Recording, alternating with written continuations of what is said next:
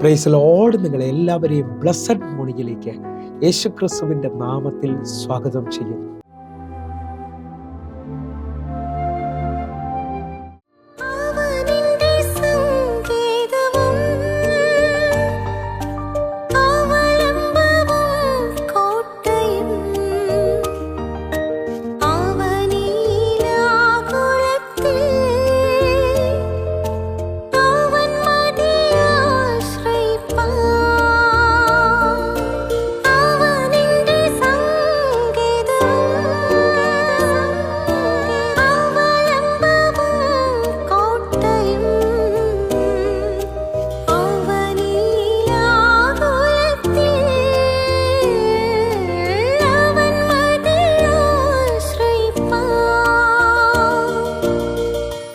പ്രിയരെ, അനുഗ്രഹിക്കപ്പെട്ട ഒരു പ്രഭാതം കൂടെ നമ്മുടെ ജീവിതത്തിൽ അനുവദിച്ചു തന്ന വലിയവനായ ദൈവത്തെ നമുക്ക് ഒരുമിച്ച് ചേർന്ന് നന്ദി പറയാം. എത്ര പേർ പറയും, ഞാൻ നിന്നതല്ല, എൻ്റെ ദൈവം നിർത്തിയതാണ്. ഒന്നുകൂടെ പറഞ്ഞാൽ 2025 മെയ് മാസം 3-ാം തീയതി വരെയും എന്നെയും എൻ്റെ കുടുംബത്തെയും കണ്ണിലെ കൃഷ്ണമണി പോലെ സൂക്ഷിക്കുകയും വിടുവിക്കുകയും ചെയ്ത വലിയവനായ ദൈവത്തിന് നന്ദി പറഞ്ഞുകൊണ്ട് ഈ പ്രഭാത ചിന്തയിലേക്ക് നമുക്ക് ഒരുമിച്ച് അടുത്തു വരാം. നമ്മെ വേലുകെട്ടി സൂക്ഷിക്കുന്ന ദൈവം. പ്രിയരെ, പ്രാരംഭവാക്യത്തിലേക്ക്, ഇയ്യോബിന്റെ പുസ്തകം 1-ാം അധ്യായം അതിൻ്റെ 9-10 വാക്യങ്ങളിലേക്ക്. അതിന് സാത്താൻ യഹോവയോട്, വെറുതെയോ ഇയ്യോബ് ദൈവഭക്തനായിരിക്കുന്നത്? 10-ാമത്തെ വാക്യം, നീ അവനും അവൻ്റെ വീടിനും അവനുള്ള സകലത്തിനും വേലി കെട്ടിയിട്ടില്ലയോ? നീ അവൻ്റെ പ്രവൃത്തിയെ അനുഗ്രഹിച്ചിരിക്കുന്നു, അവൻ്റെ മൃഗസമ്പത്ത് ദേശത്തിൽ പെരുകിയിരിക്കുന്നു. പ്രിയരെ, ഈ പ്രഭാതത്തിൽ ദൈവം നമ്മോട് ഇടപെട്ട അനുഗ്രഹിക്കപ്പെട്ട ദൈവത്തിൻ്റെ വചനത്തിനായി നമുക്ക് ഒരുമിച്ച് ചേർന്ന് ദൈവത്തിന് നന്ദി പറയാം.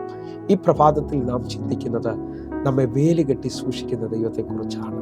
ഈ പ്രഭാതത്തിൽ എന്നെ കേൾക്കുന്നവർ പലരും ചിന്തിക്കുന്നുണ്ടാകാം, ജീവിതത്തിനകത്ത് ഓരോ ദിവസവും ഓരോ പ്രതിസന്ധികളിലൂടെയാണ് കടന്നു പോകുന്നത്. ഒന്നിൽ ചില രോഗങ്ങളാൽ അല്ലെങ്കിൽ കളിപ്പിക്കപ്പെട്ടു പോകുന്ന അനുഭവങ്ങൾ, ചില വാക്കുകൾ കൊണ്ട് നമ്മെ പലരും മുറിക്കുന്ന അനുഭവങ്ങൾ, അല്ലെങ്കിൽ മുമ്പോട്ട് പോകാൻ കഴിയാത്ത അനുഭവങ്ങൾ, ജോലിയിൽ പ്രശ്നം, അല്ലെങ്കിൽ വീട്ടിനകത്ത് അസമാധാനം പോലെ, തൊടുന്ന എല്ലാത്തിനകത്തും പരാജയം പോലെ അനവധി പ്രശ്നങ്ങളിൽ ശ്രദ്ധിക്കുന്നവർ ഈ പ്രഭാതത്തിൽ തിരിച്ചറിയുക, ശത്രുവിന് നമ്മുടെ വെളിയിൽ വരുന്ന അവകാശത്തിൽ നിന്ന് നമ്മെ വേലുകെട്ടി സൂക്ഷിക്കുന്ന ഒരു ദൈവമുണ്ട്. വിശ്വസിക്കാൻ പറ്റുമെങ്കിൽ ഇതാ സങ്കീർത്തനക്കാരൻ പറയണം, അവൻ നിന്റെ കാൽ വഴുതുവാൻ സമ്മതിക്കുകയില്ല, നിന്നെ കാക്കുന്നവൻ മയങ്ങുകയുമില്ല.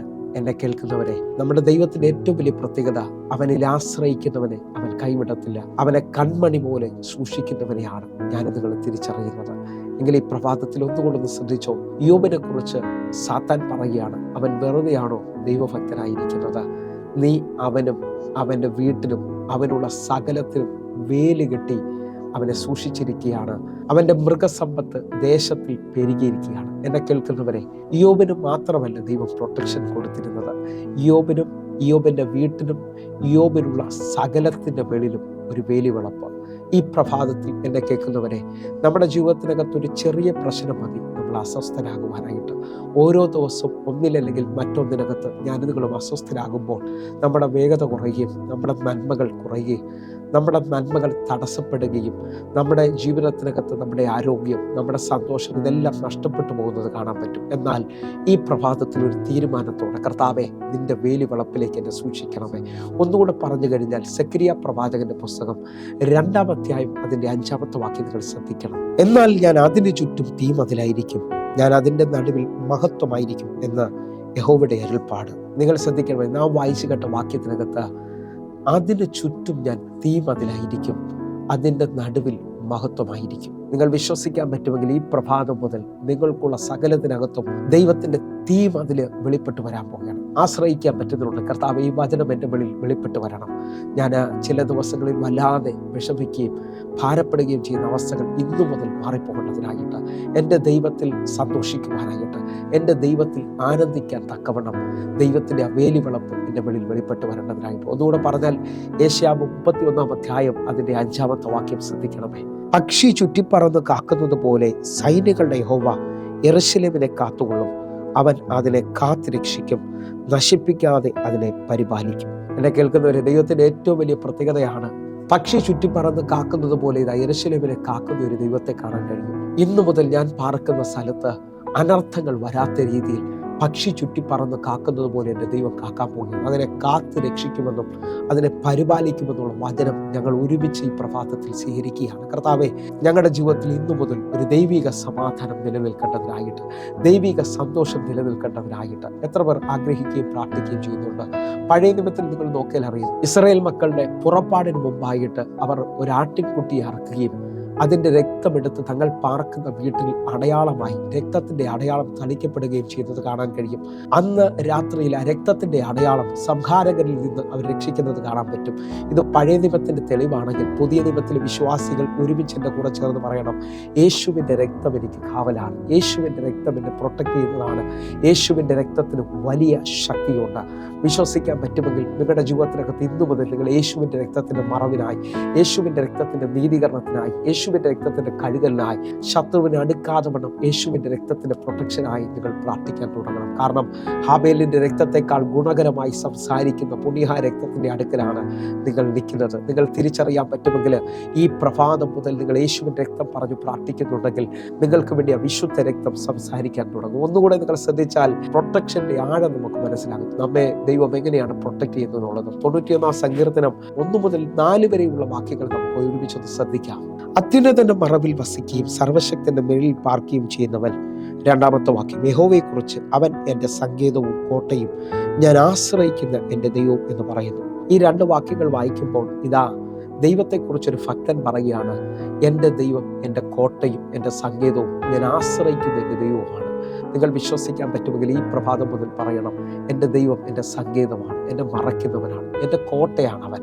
അതേപോലെ തന്നെ ആ പ്രൊട്ടക്ഷനിലേക്ക് വരുന്നുണ്ടെങ്കിൽ, അതേപോലെ ഈ പ്രൊട്ടക്ഷനിലാണ് നിങ്ങൾ ജീവിക്കുന്നുണ്ടെങ്കിൽ 3-ാമത്തെയും 4-ാമത്തെയും വാക്യം നമ്മുടെ ജീവിതത്തിൽ വെളിപ്പെട്ടു വരുന്നതാണ്. 3-ാമത്തെ വാക്യം ശ്രദ്ധിക്കണമേ, അവൻ നിന്നെ വേട്ടക്കാരൻ്റെ കെണിയിൽ നിന്നും നാശകരമായ മഹാമാരിയിൽ നിന്ന് വിടുവിക്കും. 4-ാമത്തെ വാക്യം, തൻ്റെ തൂവൽ കൊണ്ട് അവൻ നിന്നെ മറയ്ക്കും, അവൻ്റെ ചിറകൻ കീഴിൽ നീ ശരണം പ്രാപിക്കും, അവൻ്റെ വിശ്വസ്തത നിനക്ക് പരിചയം പലകയുമാകുന്നു. നിങ്ങൾ വിശ്വസിക്കാൻ പറ്റുമെങ്കിൽ വേട്ടക്കാരൻ്റെ കെണിയിൽ നിന്നും നാശകരമായ മഹാമാരിയിൽ നിന്ന് വിടുവിക്കുകയും അവൻ്റെ വിശ്വസ്തത നിനക്ക് പരിചയം പലകയുമായി തീരാൻ പോവുകയാണ്. നമ്മെ വേലികെട്ടി സൂക്ഷിക്കുന്ന ദൈവത്തെക്കുറിച്ചാണ് ഈ പ്രഭാതത്തിൽ ഞാൻ നിങ്ങൾ ശ്രദ്ധിക്കുന്നത്.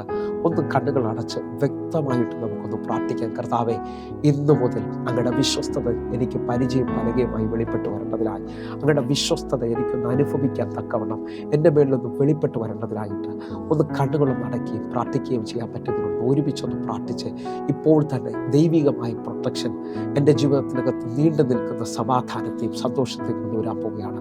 ഞങ്ങൾ ഒരുമിച്ച് ചേർന്ന് പ്രാർത്ഥിക്കുന്നപ്പോൾ എന്നെ കാണുന്ന ജീവിതങ്ങളിൽ അസാധാരണമായ ദൈവിക സമാധാനം, ദൈവിക സന്തോഷം വെളിപ്പെട്ട് വരട്ടെ.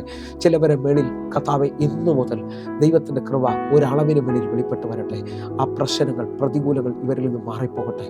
ദൈവത്തിൻ്റെ വേലി വളപ്പിലേക്ക് ഞങ്ങൾ ഒരുമിച്ച് ഏൽപ്പിക്കുകയാണ്. കർത്താവേ, ഇന്നു മുതൽ അങ്ങ് ഞങ്ങളെ കാക്കുന്നതിനായി സ്തോത്രം, അങ്ങയുടെ കര ഞങ്ങളെ നടത്തുന്നതിനായി സ്തോത്രം. യേശുവിൻ നാമത്തിൽ ഞാൻ പ്രാർത്ഥിക്കുന്നു, കേൾക്കണം പിതാവേ. ആമേൻ, ആമേൻ, ആമേൻ. പ്രിയരെ, ഈ പ്രഭാത സന്ദേശം നിങ്ങൾക്ക് അനുഗ്രഹമാകുന്നുവെങ്കിൽ നമ്മുടെ യൂട്യൂബ് ചാനൽ സബ്സ്ക്രൈബ് ചെയ്യുകയും ഫേസ്ബുക്കിലേക്ക് നിങ്ങൾ ജോയിൻ ചെയ്യുകയും ചെയ്യണമെന്ന് ഓർപ്പിക്കുന്നു. അതേപോലെ എല്ലാ ദിവസവും വൈകിട്ട് ഇന്ത്യൻ സമയം 6 മണിക്ക് നമുക്ക് സൂമിൽ ആരാധനയുണ്ട്. നിങ്ങളെയും ഞാൻ ക്ഷണിക്കുന്നു, നിങ്ങൾ ജോയിൻ ചെയ്യണമെന്ന് ഓർപ്പിക്കുന്നു. കർത്താവിൻ്റെ വലിയ വിശ്വാസം നിങ്ങളെ കാക്കുമാറാകട്ടെ. God bless you. ആമേൻ.